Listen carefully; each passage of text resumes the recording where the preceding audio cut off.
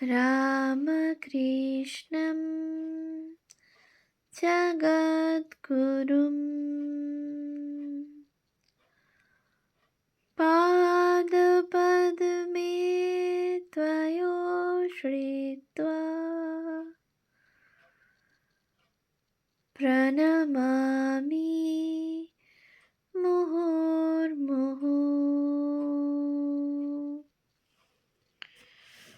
পূজনীয় স্বামী লোকেশ্বরানন্দজি মহারাজের সম্পাদনায় রচিত শতরূপী সারদা গ্রন্থ থেকে পাঠ।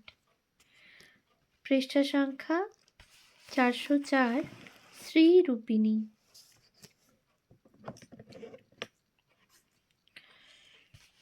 মায়ের জনৈক সেবকের স্মৃতিচিত্রে দুটি সুন্দর ঘটনার উল্লেখ পাওয়া যায়, যা সারদার পল্লী লক্ষ্মী রূপটিকে খুব সুন্দরভাবে ফুটিয়ে তোলে। একদিন জয়রামবাটিতে সকালে সারদা এসেছেন সতীশ বিশ্বাসের বাড়িতে। সতীশের পিসি উল্লাস ভরে চিৎকার করে বললেন, সতীশ, ওরে সতীশ, আজ তোর সৌভাগ্যের দিন, মা নিজে এসেছেন তোর ঘরে। শিগগির আসন দে, শিগগির আসন দে, প্রণাম করে বসা। মায়ের সেবক লিখছেন, সতীশের স্ত্রী ঘরের দুয়ারে ন্যাতা দিতেছিলেন। উঁচু বারান্দা সবে লেপা হইয়াছে।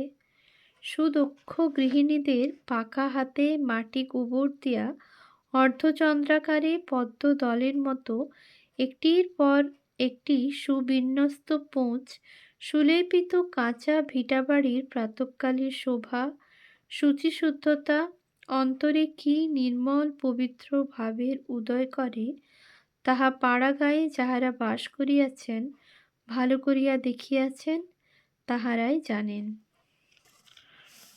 বিশ্বাসের স্ত্রী ছুটিয়া আসিয়া হাত ধুইয়া অতি সুন্দর একখানি গালিচা আনিয়া বিছাইয়া দিলেন বারান্দায়। বিশ্বাস দম্পতি প্রসন্ন হৃদয়ে জোড় হস্তে আবাহন করিয়া মাকে আসনে বসাইয়া দিয়া ভক্তিভরে পদতলে প্রণত হইয়া শুভাশীর্বাদ লাভ করিলেন। মা গোময় লিপ্ত পরিষ্কার পরিচ্ছন্ন উঁচু বারান্দায় পূর্বমুখী হইয়া বসিয়াছেন। বারান্দায় কিনারায় বসিয়াছেন, নিচে পা ঝুলিতেছে, কোলের ওপর হাত দুখানি, পরিধানে লাল সরু পাড় শুভ্র বস্ত্র, ঈষৎ ঘোমটা টানা প্রসন্ন মুখমণ্ডল, ঈষৎ কুঞ্চিত কেশরাশি বক্ষের দক্ষিণ পাশ হইয়া নিচে ঝুলিতেছে। মা বসিয়াছেন এমনই ভাবে দেখিলে মনে হয় যেন মা লক্ষ্মী স্বয়ং ভাগ্যবান গৃহস্থের দরজায় উপবিষ্টা। পাশেই ধান্যপূর্ণ মরাই ভাণ্ডার শোভা বিস্তার করিয়া তাহার শুভাগমন সূচনা করিতেছে। এই প্রসঙ্গে সেবকের স্মৃতিতে হঠাৎ ঝলসে উঠল আর একদিনের একটি হৃদয়গ্রাহী দৃশ্য। হেমন্তকাল, মা ভোরে বাহিরে গিয়া প্রাতঃকৃত্যাদি সারিয়া শিশিরার্দ্র চরণে প্রত্যাবর্তন করিতেছেন। শুষ্ক ধূলিকণা পদতলে লিপ্ত হইয়া আছে। ক্ষণিক পূর্বে মায়ের বাড়ির প্রাচীন ঝি আমাদের শশী মাসি আসিয়া নাচ দুয়ার অর্থাৎ বাড়ির ভিতরের প্রবেশদ্বার নিত্যকার নিয়মে পরিপাটিরূপে লেপিয়া দিয়া গিয়াছে মাত্র। মা দরজায় আসিয়া যুগল পদ একত্র করিয়া দাঁড়াইয়াছেন দরজা খুলিবার জন্য। ঠেলিলেন, দরজা খুলিল, ভিতরে প্রবেশ করিলেন।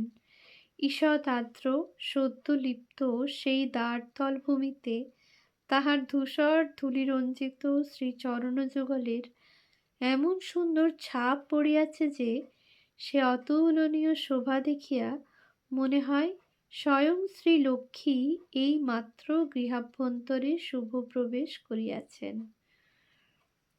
সেবকের মনে হল বাল্যকালে লক্ষ্মী পূজা দিবসে গৃহদ্বারে পিষ্ট তরল তণ্ডুল চূর্ণ সহযোগে আলিম্পন ও পাশে পাশে দেবীর গৃহপ্রবেশের পরিচায়ক শুভ পদচিহ্ন অঙ্কন দেখিয়াছিলাম।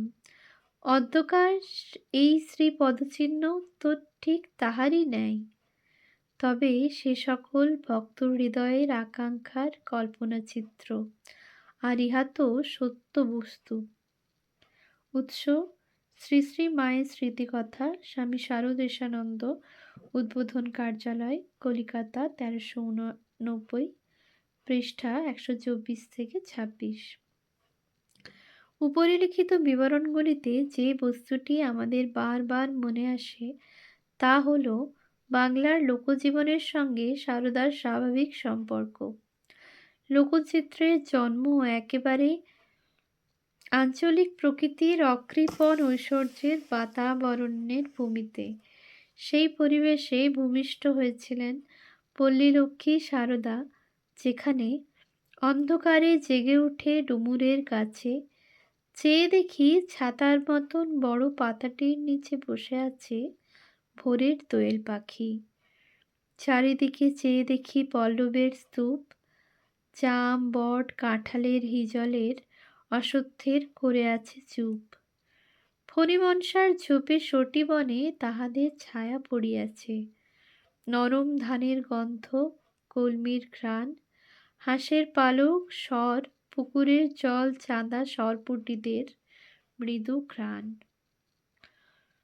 উৎস: জীবনানন্দ দাশের কাব্যগ্রন্থ, প্রথম খণ্ড, Bengal publishers private limited, Kalikata, 1380, পৃষ্ঠা 192-194।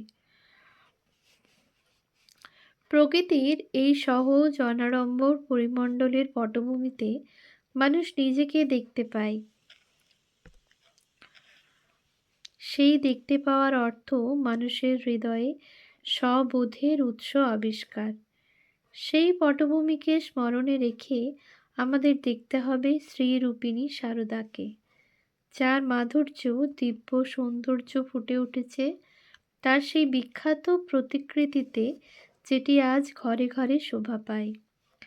ক্যামেরায় তোলা এটি সারদার প্রথম প্রতিকৃতি। এই প্রতিকৃতিতে যা প্রথমে আমাদের আকর্ষণ করে তা সারদার স্নিগ্ধ নয়ন। মমতায় ভরা তার দৃষ্টিতে যে আবেদন সবচেয়ে স্পষ্ট তা হল মাতৃত্ব, যার অপর নাম সন্তানের নিশ্চিন্ত নীড়, পরম আশ্রয়। মহাবলীপুরম এবং ইলোরার শিল্পশাস্ত্রসম্মত মাতৃমূর্তির ভাস্কর্যে আছে বিরাটত্বের বিস্ময় এবং এক বিশেষ কারিগরি নিপুণতা। কিন্তু সারদার আলেখ্যে যে নিরাভরণ, অনুচ্চারিত সৌম্য লাবণ্য এবং দিব্য সৌন্দর্যের আবেদন আছে, তার আকর্ষণ আমাদের অন্তরের গভীরতম তন্ত্রীকে পরম স্নেহে স্পর্শ করে যায়। আড়ম্বর শূন্যতাও একটি বিশেষ শ্রী। সারদার এই মাতৃ আলেখ্য সেই স্ত্রীর শান্ত, ছায়াশীতল ঐশ্বর্যে পূর্ণ, আর পূর্ণ নিত্যশ্রীর মহিমায়, নিত্যমঙ্গলের স্পর্শে। সারদার সান্নিধ্যে যারা থেকেছেন তারা সবাই তার স্নিগ্ধ, পেলব, স্নেহসিক্ত রূপের সঙ্গে পরিচিত ছিলেন। ভগিনী নিবেদিতা ছিলেন সেই ভাগ্যবানদের অন্যতমা।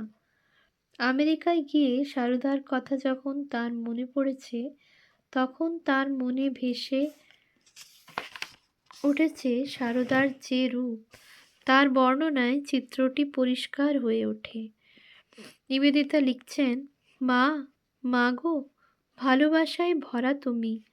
তোমার ভালোবাসায় আমাদের মতো উচ্ছ্বাস বা উগ্রতা নেই। তা পৃথিবীর ভালোবাসা নয়, স্নিগ্ধ শান্তি তা, সকলের কল্যাণ আনে, অমঙ্গল করে না কারো, সোনার আলোয় ভরা তা, খেলায় ভরা। প্রেমময়ী মাগো, তোমাকে যদি একটি অপরূপ স্তোত্র কিংবা প্রার্থনা লিখে পাঠাতে পারতাম, কিন্তু জানি সেও যেন তোমার তুলনায় শব্দমুখর, কোলাহলময় শোনাবে। সত্যই ভগবানের অপূর্ব রচনাগুলি সবই নীরব, তা অজানিতে আমাদের জীবনের মধ্যে প্রবেশ করে, যেমন বাতাস যেমন সূর্যের আলো, বাগানের মধুগন্ধ, গঙ্গার মাধুরী। এইসব নীরব জিনিসগুলি সব তোমারই মতো।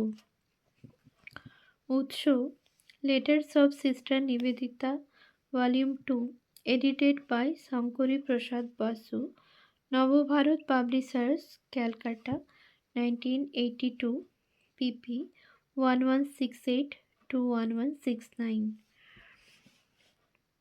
নিবেদিতার দৃষ্টির স্বচ্ছতায় সারদার রূপের যথাযথ বর্ণনাটি ফুটে উঠেছে।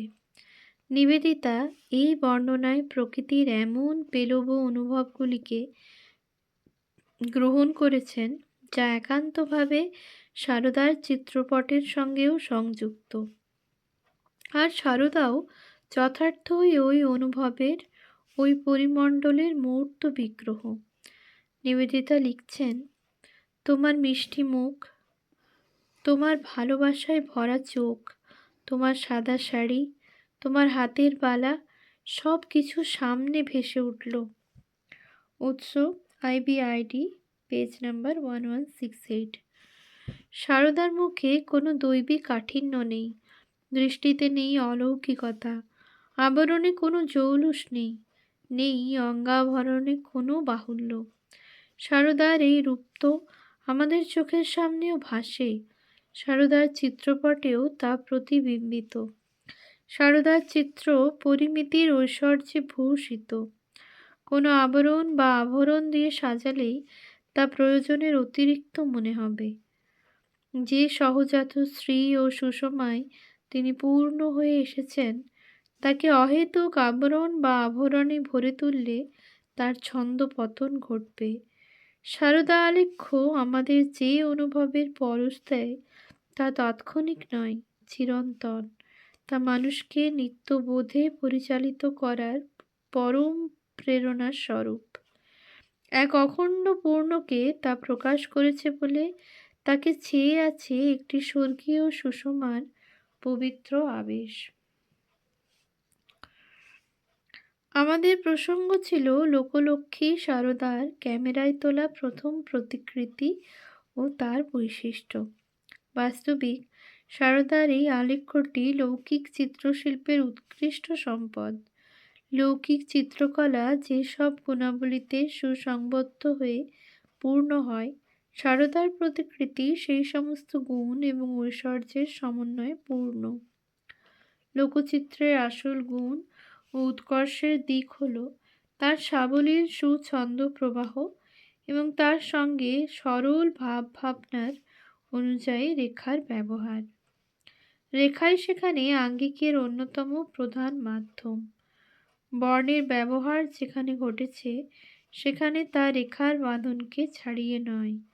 সারদার আলেখ্যে সরল সাবলীল ছন্দের যে অনাবিল প্রবাহ আমাদের আকৃষ্ট করে তা হল, সারদার চিত্র আলেখ্যের আকারের সীমা ধরে একটি রেখার গতিকে ঘুরিয়ে আনলে রূপ নেবে একটি অপূর্ব লোকচিত্র। চারুশিল্প হিসেবেও সেটি হবে একটি অতুলনীয় দৃষ্টান্ত। সারদার অপর উল্লিখিত চিত্র আলেখ্য সম্পর্কেও একইভাবে একথা প্রযোজ্য। প্রত্যেকটি লাবণ্যে সুষমায় পূর্ণ, কিন্তু কখনোই মাত্রাতিরিক্ত কারুকাজে ভারাক্রান্ত নয়। যথার্থ শিল্পের প্রধান গুণ হল আঙ্গিক কখনো ভাবকে ছাপিয়ে যাবে না। অনেক সময় দেখা যায় করণ কৌশল ও দক্ষতার স্বাক্ষর রাখতে গিয়ে অনেক উচ্চমানের শিল্প প্রাণ হারিয়ে কেবলই শিল্পকুশলতার নমুনা হিসাবে পরিচিত হয়েছে, কিন্তু শিল্পের আসল দিকচিহ্ন হিসাবে প্রতিষ্ঠা পায়নি। আসল কথা হলো আঙ্গিকের কুশলতা নিশ্চয়ই থাকবে, কিন্তু তা কখনোই প্রধান হয়ে উঠবে না। আঙ্গিকের সার্থকতা সেখানেই যখন তা শুধুমাত্র শিল্পের মুখ্য ভাব প্রকাশের সহায়ক মাধ্যম হিসাবে কাজ করবে। শিল্পীর দৃষ্টিতে এই যথার্থ শিল্প ভাবনার সার্থক দৃষ্টান্ত সারদার আলেখ্য। ওম শান্তি শান্তি শান্তি। हरिः ॐ तत्सत्। श्रीरामकृष्णार्पणमस्तु।